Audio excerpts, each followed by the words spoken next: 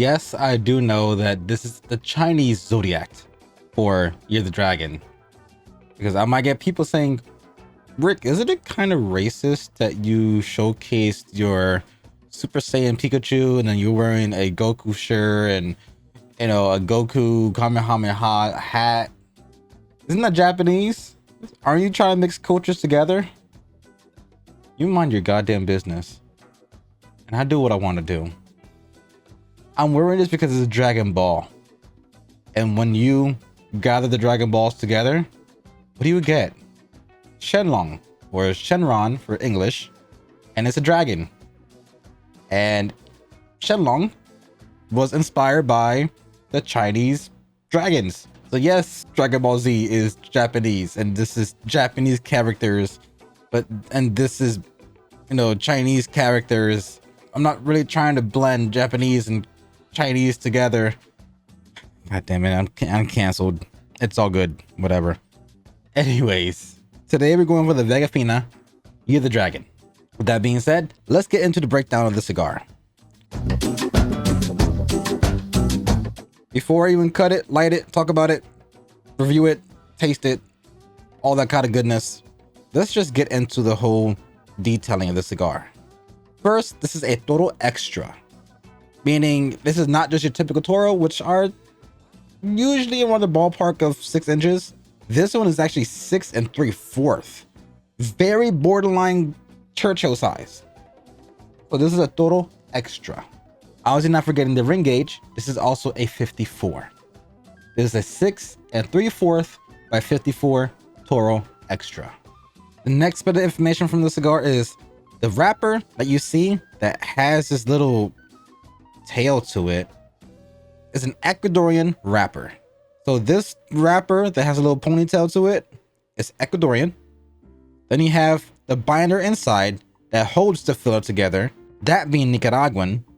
And then finally, those layers of filler you see right there are a combination of Nicaraguan and Dominican. So 3 regions in total: Ecuadorian, Nicaraguan, Dominican. I should like the smell of it, but I'll say that in a second. Last information is the MSRP.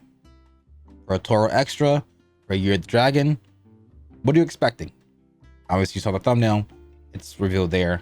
But if you just click and then look at it carefully, it's $15, which is surprisingly not bad. Majority of the dragons I have held, other than a Punch, have always been above the $25 mark. All the Gurkhas is $25. You have the Placencia, you have the Davidoffs, the Rocky Patels. Everything has been above typically the $20 mark or $25 mark. This one being at 15, surprising. We have this nuttiness and this earthiness to the wrapper. I just revealed little secrets. I just like the smell of it. It's like, this doesn't smell that bad. Last information, Rick, how exclusive or inclusive is this cigar? This time around, VegaFina is actually looking towards the international market compared to just having majority of the boxes being made for American patrons. There's a total of 6,888 boxes produced. Each box containing 18 of them, but only 500 has entered the US market, leaving 6,388 cigars left for the international market. Typically, it's the other way around when it comes to a lot of these cigar companies. But for some reason, VegaFina decided to do a little bit more the international market, which I think is kind of cool.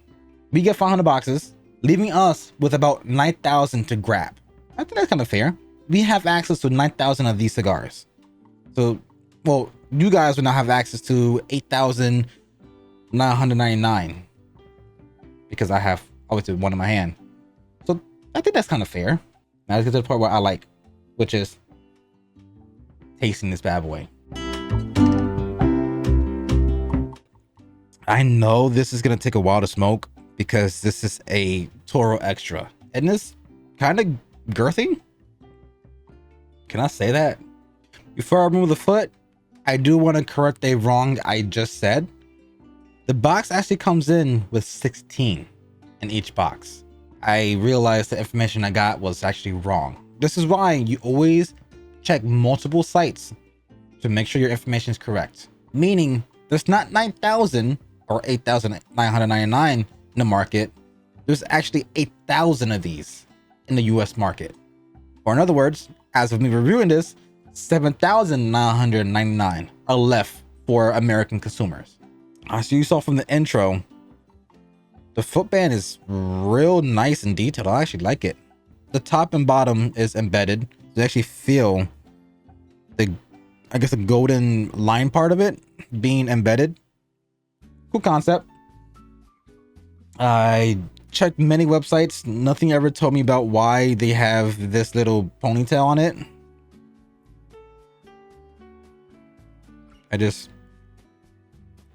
I thought ripping it out will puncture a hole in it for me, but it didn't. So time for a guillotine cut.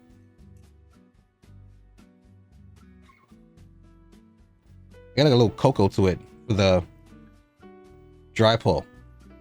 The wrapper is very earthy. There's a little nuttiness to it for the wrapper. There's a little like a sweet smoothness to it.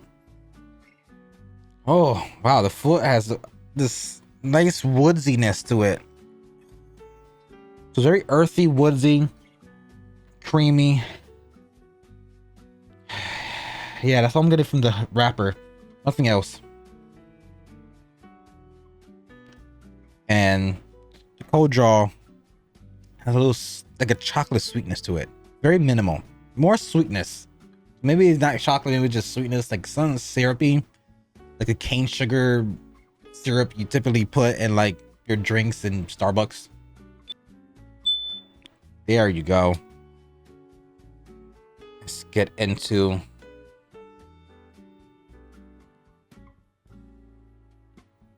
the beauty of lighting and toasting a cigar.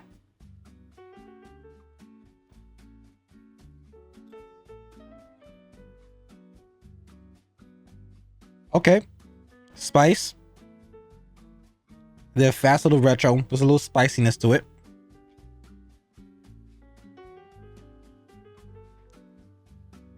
There's actually a nice spice level.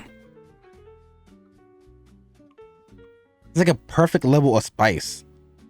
And you have this creaminess, you have this woodsy, very earthy, nice, just balanced cigar. This is actually not bad for $15 for this size. The taste profile I'm getting so far, this isn't that bad.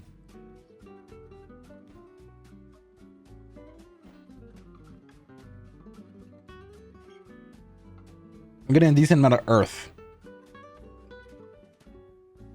But then you have this sweet nuttiness that meshes with that earthiness.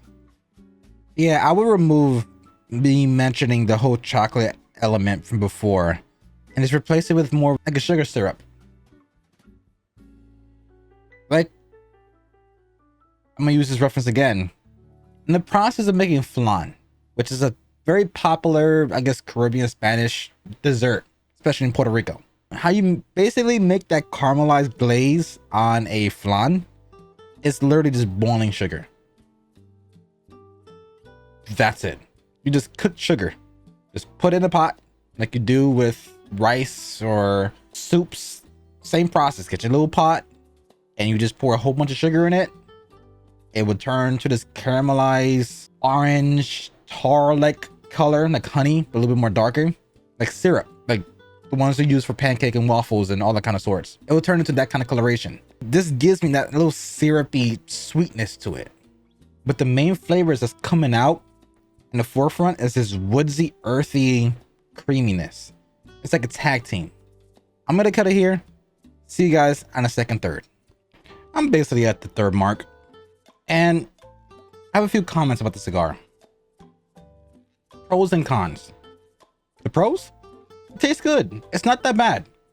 It's not a revolutionary cigar that beats the other Year of the Dragons I had, but it's a fairly decent cigar. For a $15 cigar, you get quite a bit of all right to a little bit of great flavors.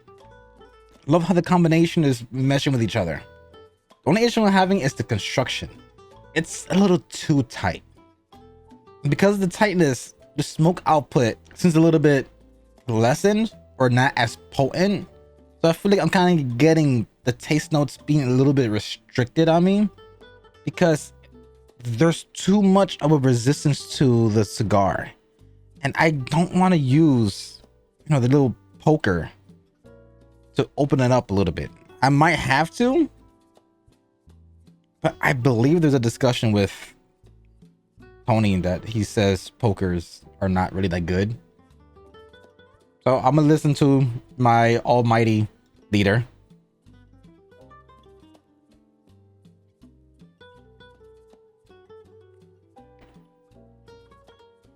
As I'm progressing to the second third, it's getting more woodsy. And you're getting this little slight hints of earthiness very subtly. The woodsiness is coming out a little bit more, and this creamy nuttiness is starting to come out a little bit more. So nutty, woodsy, and creamy is the predominant flavor notes you're getting from the cigar. It's enjoyable. It's not a bad cigar. It's very dessert-like style. Let's take a look at this ash. The ash is actually in pretty good quality too. Mostly gray, partially white. Burn is basically even. The wrapper looks very beautiful. No tears, no cuts. Nothing is loose. Very compact. Too compact. But the outside looks gorgeous. Inside is a little bit too tight. Taste notes is just right. And there's not really much of a difference in taste. It's a little bit more different intensities of taste. What I described before as two notes coming out to the front, that's basically all it is. It's the same notes, spice dimmed out a lot, but now it's a bit more sweeter. I like it.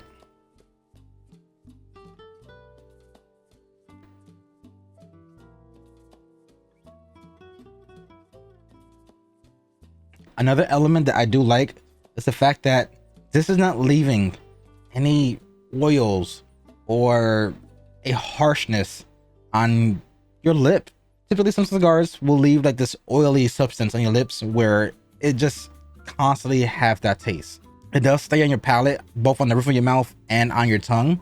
So even when you're done smoking it, if you do sit it down for 5 minutes, I did give it a little test to see if it continues. Typically when I pause the recording to get to the second third, I put a timer for about 5 minutes as I leave the cigar down. It continued being ignited, which is an amazing feature. Meaning you don't have to touch it up, you don't have to relight it. It keeps its embers for quite a while, which is awesome. This is an amazing cigar for you to have, that even if you are distracted, if you're on a job site, if you're doing stuff outdoors, if you're doing other stuff that you tend to be distracted because you're working. This could be a great cigar for jobs. This is a great cigar to have when you're conversing with your friends. And so when you get a little bit too deep into conversations, you forget to take a puff. But even if you're super deep into conversations, deep thoughts, deep talks with a group of your, a group of your buddies, or even if your wife is a cigar smoker, or if you are the wife that smokes, if you're talking with your ladies that also smoke or they don't smoke or whatever, no matter what gender you are, if you're enjoying the cigar and you're in the middle of being busy, this cigar is very dependable.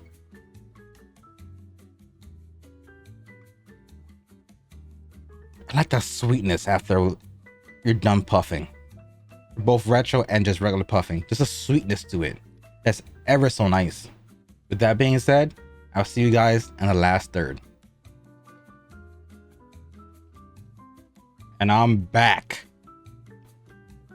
I'm essentially at the last third. As you can see, the wrapper's kind of peeling off. Kind of scared to take off the band. I hear a little bit of crunching when I try. Oh, that was a big crunch. Did not like how that sounds. Oh. Oh, okay. It came out fine.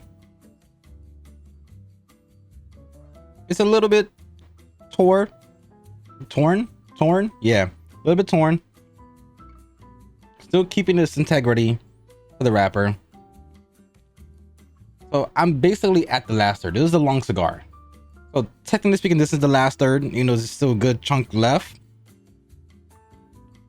Spice essentially died away.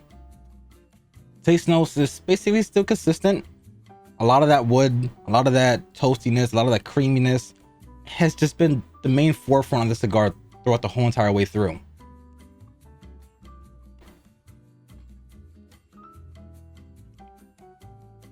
Smoke output increased a tad bit, more maybe because of the fact that it is at this ending stage. There's not really much room for the smoke to go anywhere. Still has that tight resistance to it. It's an overall well-balanced cigar. I'm actually a good fan of it.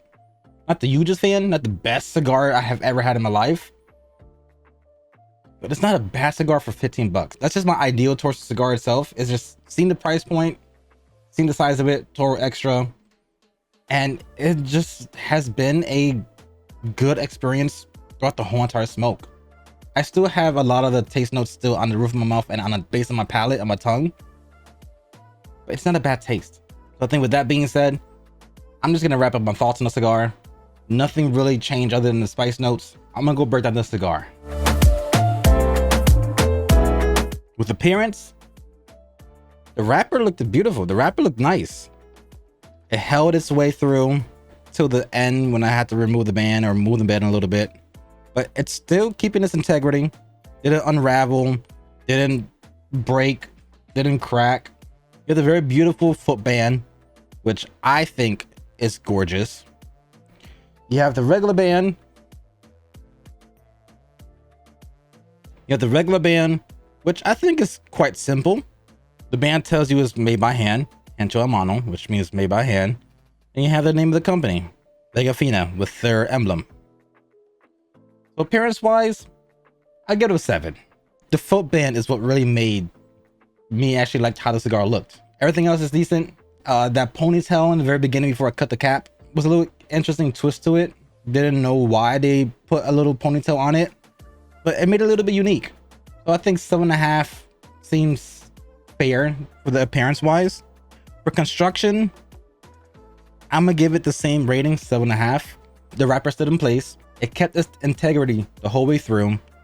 The resistance was a little bit too tight though. I feel like I kind of had like used a lot of like strength just to draw the cigar, and the smoke output was kind of poor. So with that being kind of the big negative of the cigar, if there's a way for me to make the cigar more loose without having to use a tool like a poker and all that kind of sorts, it kind of made the experience of the cigar kind of more, not boring, but more of a little bit of a nuisance. So I'm gonna give the rating of the construction a 7.5. Actually, no, a 7. I just don't like a tight cigar. It makes me feel tired after a while, especially it being a long cigar, 6 3/4, basically close to a Churchill size, with the ring dimensions of it being at 54. It's a long smoke. I started smoking the cigar at 3:30, and right now it's about to approach 5:30. I'm almost 2 hours into the cigar, and I'm at this point, and I kind of feel a little bit of a stress on my jaw because of how tight the pull is. So I'm gonna give it a 7 for the construction. For taste notes, I'm gonna give it a 7. It's not wonderful, it's not amazing, it's not out of the water just phenomenal. It's a decent cigar. It has a lot of great taste notes to it. It has that woodiness, it has that sweetness, it has a little earth undertone. That spice in the beginning was very tolerable. You know, you felt the spice coming out your nose when it comes to the retro, but it wasn't overbearing. It wasn't like cringe worthy or makes you kind of like, oof, that's too much. It was a perfect amount of spice that made the cigar enjoyable. All the elements that I mentioned with taste notes, again, it blended so really well, but it's not phenomenal. It's not overwhelming. It's a great cigar, or just basically a little bit above decent. It's not just like your basic, just 1, 2, 3 flavors you get in generic cigars. It had components what made it a little bit special. And for the dollar price of it being $15 per stick, you're getting definitely a bang for your buck. The length, the combination with taste notes, with everything else, it's a well-off cigar. I enjoyed it. After doing the math of everything, the cigar lands on basically a 7, making it your barely passing C. Not horrible, not bad, it's not great, it's not excellent, it's a little bit above standard cigar. I wouldn't really commit to a box of 16 of these. I'll possibly get like a 5-pack because it's a long smoke. If it's something that I'm going to be outside, like by a fireplace or outside at a barbecue, I wouldn't mind having this in the ready, because if you're outside at a barbecue, it's going to take a little while for the food to get cooked and served and this and that. And after you're done eating, you can just relight it, continue smoking it, enjoy that great outdoors. It's a fairly decent cigar. But to me, that's my opinion, and that's where I'm going to leave it at. Until next time, guys, as always, I love your faces, and I'm out. Peace.